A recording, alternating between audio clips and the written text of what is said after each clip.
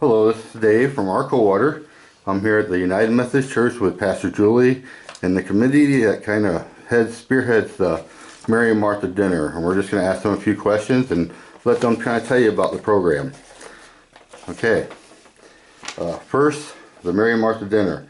How did it come to be so? How did it start? What was the idea, the inspiration? It came out of the results of many of our disciple Bible studies, and after each session, we would evaluate what we could do to make the church, Coldwater United Methodist Church, a better place, and what could we do as a mission. And that's how it came about. And then a task force was formed, and we got committees started. We have 6 teams with about approximately 12 team members on each team.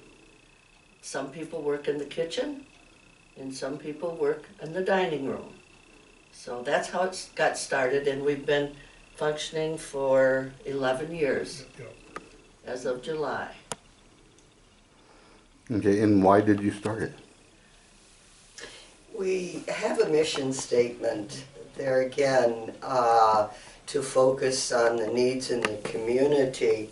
And our mission statement was to offer a weekly meal providing nourishment and fellowship to all guests. We welcome everybody. It's free of charge, and oftentimes there are those that come that are perhaps more in need of fellowship than even body nourishment. And so I think nourishing the soul was one of our main objectives also. Okay. Do you know about how many people you serve? I know from reading in the paper that your first opening of the kitchen wasn't so great, but it kind of evolved. Could you talk about that? Well,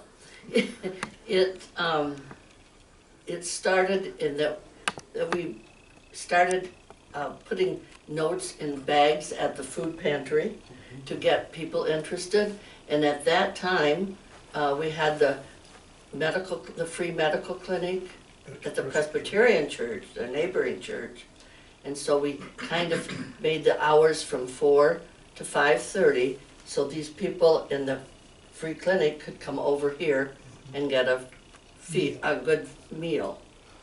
And that's when we started. So we're open from 4 to, like I said, 4 to 5:30. And we generally serve between 75 and 100 guests.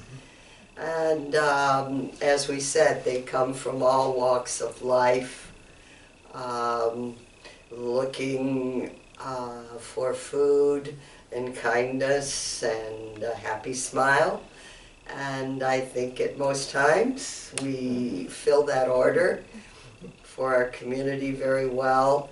And it also is a two-way street in that it lends fellowship to the team members that are working together in this service. And we certainly have the gratitude for having this opportunity to fulfill a need in our community. We also had flyers made up and did drop them off at the Men's Mission down the street here. Of course, now it since has closed, but we tried to get as much flyers out as possible when we first started, to let the public know that there's a free meal out there for everybody, and they're more than welcome to join us. Okay, can you talk about the funding? How do you get funded? Are you looking for more funding, etc.? So funds, a lot of the funds come from our own church members. They come from civic groups. We don't charge anybody to come and have the meal. However, we have offering envelopes available if anyone felt the need to contribute. to the meal. So, but yes, we are at a place where we are looking for additional funding, and so every little bit helps. And it's, the kitchen is completely volunteers, right? Correct. Right. Okay, and what other programs does the church run that helps people in the need of being fed and food-wise? Well, one of the things that we do is we have a basket that's out to collect money for the Helping Hands pantries and the Blessing Box. And I know the gleaners are going to be ramping up again.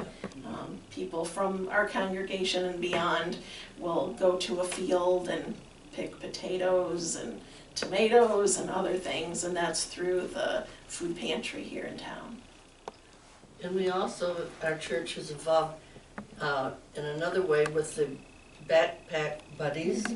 And many times, like at the beginning of the school year, donations are brought in for the backpacks for the children in the school system.